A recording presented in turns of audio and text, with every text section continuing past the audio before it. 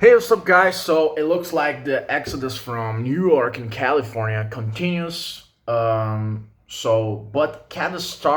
catastrophic effect of Biden economy may be on the way. Experts, one business expert said the New York tax base has been decimated by the max exodus of residents. Yeah, Joe Rogan did. He's in Texas now, and that's one good thing about the U.S. states, right? Because they have like different types of taxes and this kind of stuff. So you kind of have this free, you have the freedom to choose where you have to go. Because if it was like in the entire country, it would be way harder to immigrate to another country that maybe could talk another language. You had to use your passport, but with this environment inside of one country and different types of governments and taxes and this kind of stuff across the states, it's a good. I believe that it's a good. It's a good scheme of how organized the country. So Americans are continuing to flee liberal states like New York and California for better home prices and taxes, but business experts warn the Biden economy is creating new problems for happy movers. On Finch Capital, founder and real estate investor Steven Pesavento said that during the pandemic, employees realized they no longer need to live in the cities where they worked, which created new opportunities for a flexible lifestyle. It opened up an opportunity for them to get away from, the high cost of living, the kind of oppressive civil policies and business policies, the high taxes, all of those things that they were willing to stay put over because it was what they needed for their job, Pesavento said. California saw its first ever population decline in 2020 when the state imposed rigid lockdowns during the COVID 19 pandemic.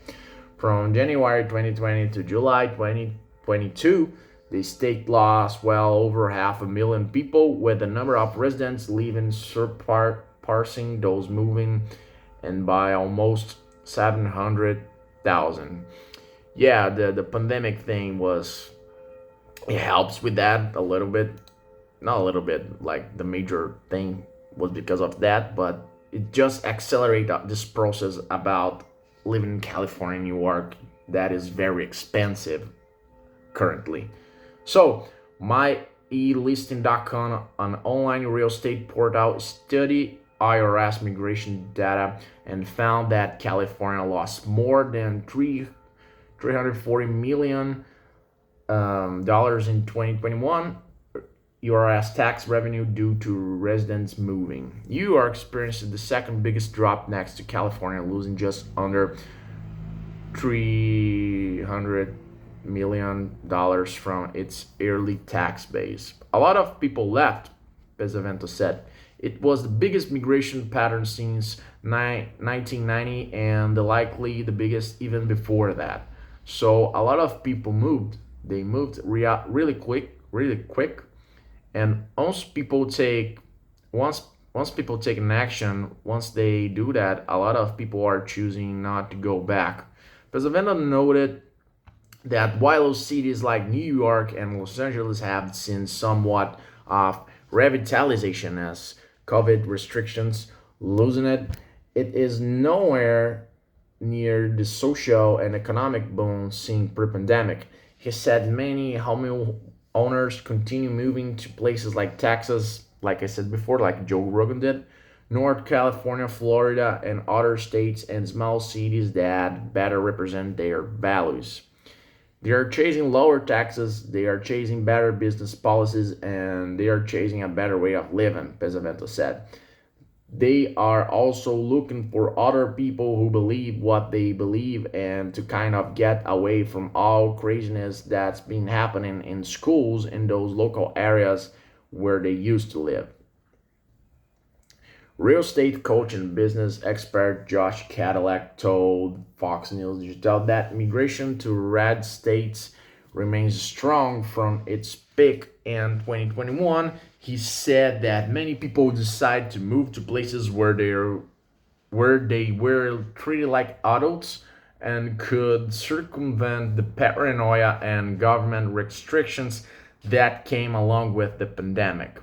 While the commercial and office market remains muscular in Florida, Cadillac said the entire New York tax base has been decimated and the city is struggling to repurpose building vacancies.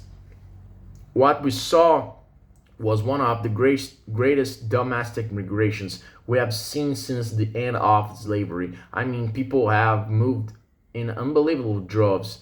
They voted with their feet to leave places where they lost their autonomy to go to places where they could, he said. However, he worried that the real catastrophic effect of the economy may still be on the horizon, calling the restart of student loan payments a wild card. Wild card. Real estate broker and the Masters Division founder Bianca D'Alessio was more bullish about the current real estate market in blue states, especially in New York. Her research suggested that while red state hotspots like Florida, Texas, and the Carolinas are prime destinations for many Californians, some are instead flocking to Big Apple. Quote here: I would say the great migration from California, which is something we feel tremendously both in the city, outside of the city, and into other states, has really been very politically focused, she said. People living for concerns about safety, homelessness, crime, natural disaster. I think people are fed up with California politics. I don't know if it makes the most sense for them to be moving to New York if they are trying to escape politics, but we did feel a lot of that activity. These California buyers, the LSU found, are most heavily moving into suburban markets where they can be close enough to New York City for work while also taking advantage of a larger space and yard. Much of the influx of cash into the New York real estate post pandemic has also come from international markets, especially China and Russia. hmm Okay. Looking at US residents, the LSR suggests that people who want secondary housing within the Northeast have driven a recent influx into New York. I think they tried out quality of life.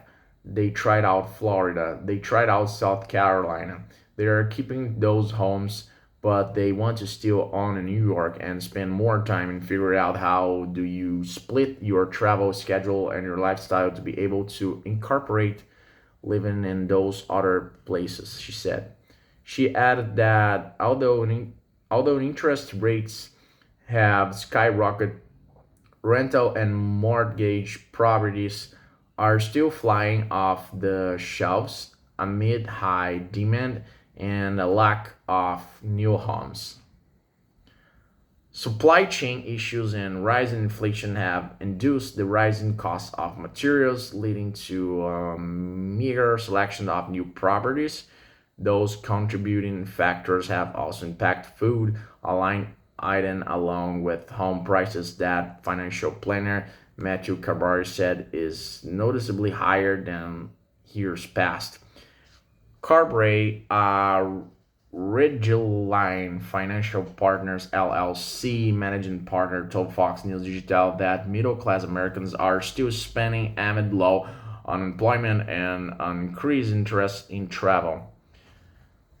But what they are finding is everything just immensely more expensive, he said. So, as a direct result of that, if you look at household savings levels, they are probably the lowest they've ever been, and this is one of the best environments I've seen since I guess 2006. It's the last period that I could remember.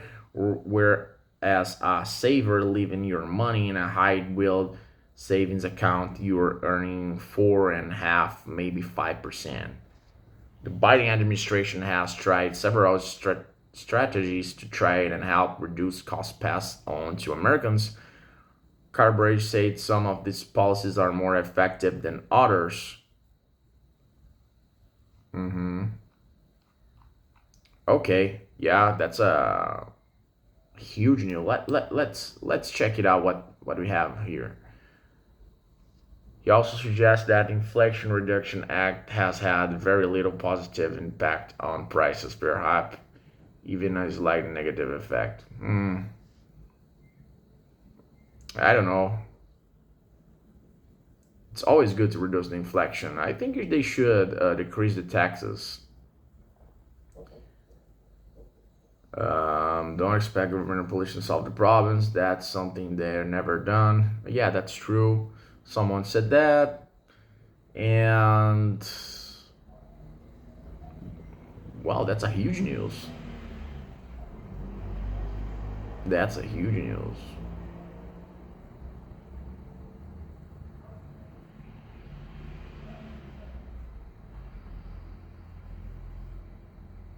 Instead of looking to cut expense, Lush said people looking to make extra money should identify their skill set or value and turn it into an efficient service or product. Okay, guys suggesting things to do, um, individual things.